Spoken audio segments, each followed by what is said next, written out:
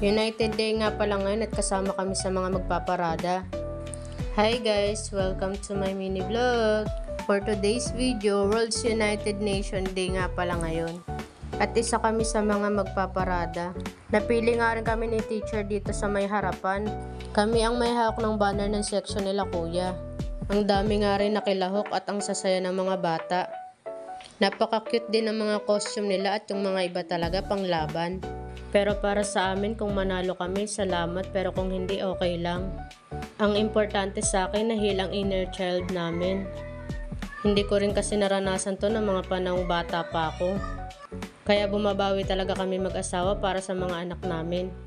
Ang gusto kasi namin kung ano yung mga hindi namin naranasan ng mga maliliit kami, maranasan nila. Kanina nga habang nagpaparade kami, tinatanong ko yung panganay ko kung masaya ba siya. Ang sabi niya masaya siya at nagpapasalamat siya sa amin. At ang sabi pa nga niya bukod sa activity gusto rin daw niya mag-drum and lyre.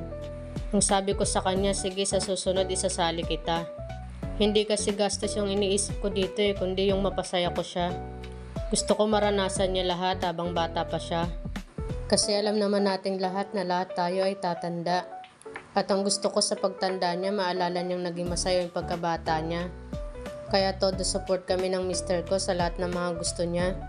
Hindi kami magsasawa mag-support sa kanilang dalawa. Hanggat nakikita naming masaya at gusto nilang ginagawa nila, sige lang, go.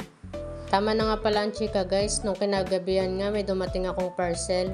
In-orderan pala ako ng bunso namin ng wireless microphone. First time ko nga palang gagamitin to guys kasi kapag nagbo-voice over ako, wala naman akong ganito. Naka-direct lang ako sa phone kapag nagbo-voice over ako. Napakaganda nga rin pala nito at ito na nga pala yung ginagamit ko ngayong nagvo-voice over ako. Hindi ko nga rin pala ina-expect to nung una guys. Kasi napakamahal nito pero maganda naman siyang gamitin. Sabi ko pa nga sa sarili ko, bibili ako ng mic kapag kaya ko na. Or pag sumasahod na ako dito sa Facebook. Pero sobrang thankful pa rin ako sa mga kapatid ko kasi sinusuporta nila yung mga gusto ko at yung mga ginagawa ko.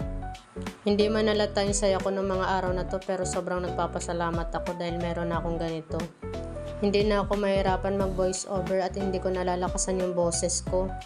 Kasi kahit mahina lang yung boses mo, rinig na dito sa mic na to. At hanggang dito na nga lang muna guys ang ating video. Salamat sa panonood. Please like, share, and follow ng ating page guys. Salamat sa panonood. Bye-bye!